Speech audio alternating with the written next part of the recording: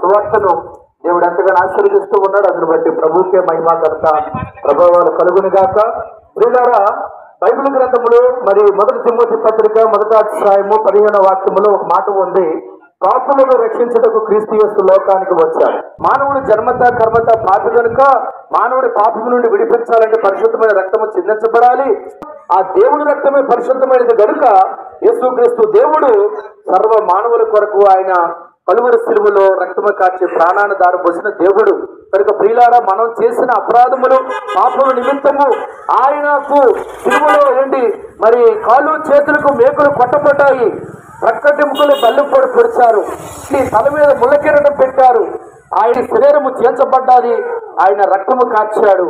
ప్రియులారా, అంత మరణ వేదన ఎందుకు యేసుప్రభు వారు అనుభవించారంటే నిన్ను నన్ను రక్షించడానికి, నిన్ను నన్ను స్వస్థపరచడానికి, పరలోకానికి తీసుకుని వెళ్ళడానికి, మన ఆత్మకు రక్షణ అనుగ్రహించడానికి, ప్రియులారా మన ఆత్మకు శాంతిని చేకూర్చడానికి యేసుప్రభు వారు ప్రియులారా మన కొరకు ఆయన మరణించి తిరిగి లేచి పరలోకానికి వెళ్ళిపోయాడు. కనుక ప్రభు అంటూ విన్నాడు, ప్రయాసపడి భారం మోస్తున్న జనులారా నా యొద్దకు రండి, నేను మీకు విశ్రాంతిని ఇస్తాను. యేసుప్రభు వారి దగ్గర గుడ్డివారు వచ్చారు, చూపు పొందారు, గుడ్డివారు వచ్చారు, వారు నడకనిచ్చాడు. అదేవిధంగా కుష్ఠరోగులు వచ్చారు, బాగుపరిచాడు. దురాత్మ శక్తులతో పీడింపబడుతున్న వారికి దెయ్యముల నుండి విడుదల చేశాడు యేసుప్రభు వారు. పిల్లారా, యేసు మాటల్లో శక్తి ఉంది, ఆయన వస్త్రము చెంగులో శక్తి ఉంది, ఆయన చూపులో శక్తి ఉంది, ఆయన శక్తి కలిగిన దేవుడు యేసుప్రభు వారు.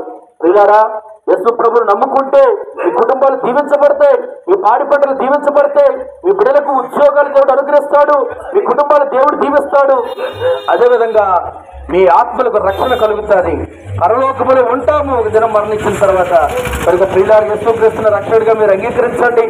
ఆయనకి ఏదో డబ్బు ధనము ఆస్తులు అంతస్తులు అక్కర్లేదు. మీ హృదయము దేవుడికి కావాలి, మీ మనసు దేవుడికి కావాలి. మన హృదయాన్ని మన మనసును దేవుడికి ఇస్తే తప్పనిసరిగా యేసయ్య మనలోనికి వస్తాడు, మన సమస్యలను విడిపిస్తాడు, మన ఆత్మకు రక్షణ కలుగు చేస్తాడు, పరలోకం చేరుస్తాడు. కనుక యేసుక్రీస్తుని నమ్మండి, రక్షకుడిగా అంగీకరించండి. దేవుడు మిమ్మల్ని మీ కుటుంబాలు దేవుడు దీవించడం గాక. ఆమేన్.